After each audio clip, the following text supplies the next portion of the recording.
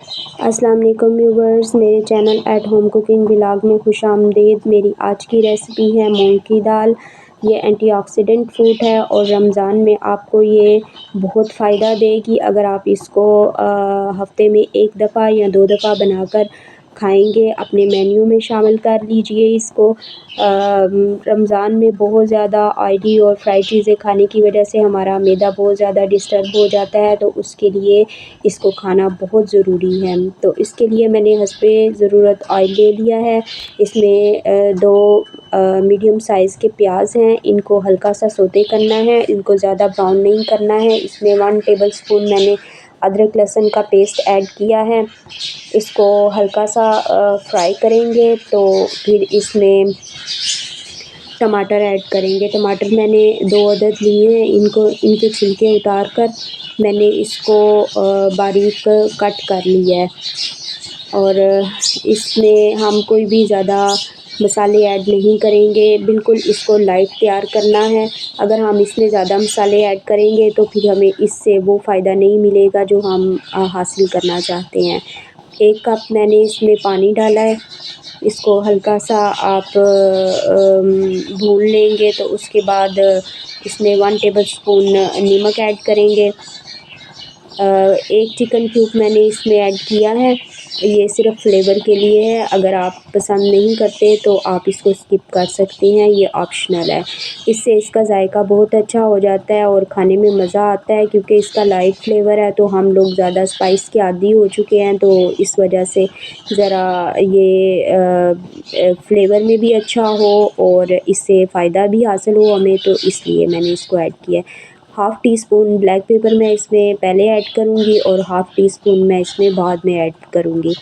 ये बहुत ज़बरदस्त, इतना मज़े का और सेहतमंद रेसिपी है कि आप इसको ज़रूर ट्राई किया कीजिए। बल्कि रमज़ान के अलावा भी आप इसको रेगुलर इस्तेमाल करने की आदत बना लें, इससे बहुत से फ़ायदे हासिल हो सकते हैं। इसको मैंने 1 पाव दाल है 250 ग्राम, इसको मैंने छिलके के समेत ही भिगो दिया था। छिलके के समेत आपने इसको इस्तेमाल करना है, इसके ज़्यादा फ़ायदे हैं। और काफ़ी देर पहले इसको भिगो के रख दिया था। अब इसको इसमें ऐड करके तो 2 कप पानी मैंने डाला है। इसको अब आपने लो टू मीडियम फ्लेम पे 15-20 मिनट के लिए पकाना है। तो इसको ज़्यादा भी नहीं घोलना है, इससे बिल्कुल ना खड़ी-खड़ी सी रखनी है। ये देखें बिल्कुल तैयार हो चुकी है, ज़्यादा घुली भी नहीं है और ना ही ज़्यादा सख्त है, और इसका ज़ायका भी बहुत ज़बरदस्त था। तो एंड में हाफ़ टी स्पून जो है ना काली मिर्च मैं एंड में ऐड करूँगी। अभी इसमें थोड़ा सा पानी है तो इसको हम ना पानी को खुश्क कर लेंगे और इसको कुछ लोग स्पाइस पसंद करते हैं तो एकदम से वो फीका खाना पसंद नहीं करते हैं, तो उसके लिए ऑप्शनल है कि आप सब्ज़ मिर्च का ऐड कर लें। अगर बिल्कुल आप लाइट खाना पसंद करते हैं तो फिर आप बेशक ना इसको डालें, तो ये आपकी मर्ज़ी पे डिपेंड करता है। सब्ज़ मिर्च डालने के बाद आप इसको थोड़ी देर के लिए कवर कर दें, तो इसकी खुशबू जो है ना वो बहुत ज़बरदस्त आएगी। हमेशा जब भी आप कोई रेसिपी तैयार करें ना तो उसको एंड में थोड़ी देर के लिए कवर करके रख दिया करें और उसके बाद आप इसको इस्तेमाल करना शुरू कीजिए। इसके बहुत ज़्यादा फ़ायदे हैं। इसमें विटामिन ए, बी, सी और ई मौजूद होता है। इसमें आयरन होता है, हाई क्वालिटी प्रोटीन होती है और इसमें बहुत ज़्यादा फ़ाइबर मौजूद होता है।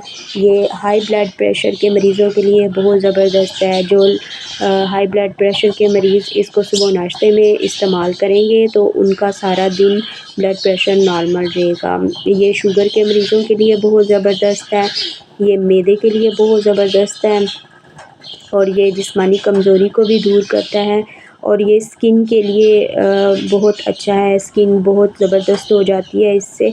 अगर इसको मूंग की दाल को भिगो कर रख दें, इसको पीस कर इसका पेस्ट बनाकर आप चेहरे पर लगाएं तो आपकी स्किन जो है वो यंग रहेगी और ग्लो करेगी, बहुत ज़बरदस्त इसका रिज़ल्ट आएगा। तो मुझे दीजिए इजाज़त, अल्लाह हाफ़िज़।